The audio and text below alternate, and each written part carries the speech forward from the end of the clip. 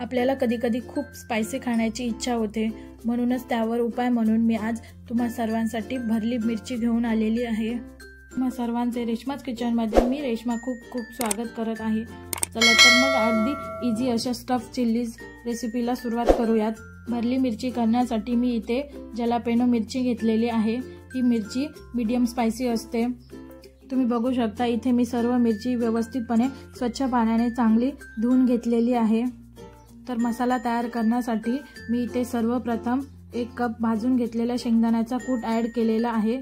कूट ॲड केल्यानंतर मी त्यामध्ये 1 चमचा सफेद तीळ, अर्धा चमचा हळद, 1 चमचा लाल तिखट पावडर, त्याचप्रमाणे 1 चमचा धना पावडर, 1 चमचा घरगुती तयार केलेला मसाला, त्याचप्रमाणे आलं लसूण 1 चमचा पेस्ट ॲड केलेली आहे व शेवटी त्यामध्ये मी भरपूर सारी कोथिंबीर ॲड करून मसाल्यामध्ये आपण चवीप्रमाणे मीठ ॲड करून घेणार आहोत व शेवटी 1 चमचा तेल, त्याचप्रमाणे 1 चमचा Kashmiri red chilli powder add करणार आहोत।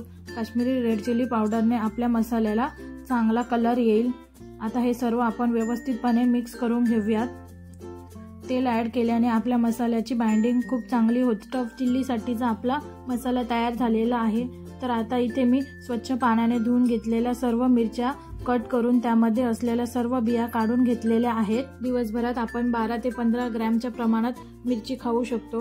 मिरची खाल्ल्याने रक्त शुद्ध होते, त्याचप्रमाणे आपले रक्ताभिसरण संतुलित राहते।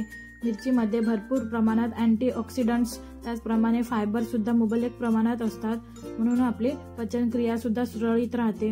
परंतु कोणत्याही गोष्टीला प्रमाण असते, तसेच जास्त मिरची खाणे सुद्धा आरोग्यासाठी हार्मफुल आहे। जसे की जास्त मिरची खाल्ल्याने आपल्याला ॲसिडिटीचा तसेच आतड्यांसंबंधी त्रास सुद्धा होऊ शकतात। सर्व मिरच्या स्टफ करून झाल्यानंतर आता एका पॅनमध्ये मी 3 चमचे तेल गरम करून घेतलेले आहे। तेल गरम झाल्यानंतर आता मी यामध्ये सर्व स्टफ करून घेतलेल्या मिरच्या ॲड करणार आहे। तर स्टफ केलेल्या सर्व मिरच्या आपण तेलामध्ये चांगल्या वाफून घेऊयात। तर इथे मिरच्या वाफवण्यासाठी मी पुन्हा एकदा त्यामध्ये थोडेसे मीठ ॲड केलेले आहे।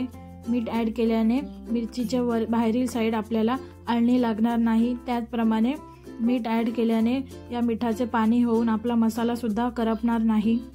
मीठ टाकल्यानंतर आता मी यावर झाकण ठेवून मिरच्या चांगल्या मऊ होईपर्यंत वाफवून घेणार आहे। स्टफ केलेल्या मिरच्या चांगल्या शिजल्यानंतर मऊ झाल्यानंतर मी यामध्ये आता आपण स्टफिंग करण्यासाठी जो मसाला तयार केलेला तो मसाला मी आता यामध्ये ॲड करणार आहे। अशा प्रकारे स्पायसी, चमचमीत आणि खरपूस अशी भाजलेली भरली मिरची खाण्यासाठी रेडी आहे। तुम्ही सुद्धा माझी ही भरली मिरची रेसिपी नक्की ट्राय करून बघा। तुम्हालाही ही स्पायसी चमचमीत अशी भरली मिरची नक्की आवडेल। आणि तुम्हाला माझी रेसिपी आवडली असल्यास रेश्माज किचनला लाईक, शेअर, सबस्क्राईब करायला विसरू नका। थँक्यू।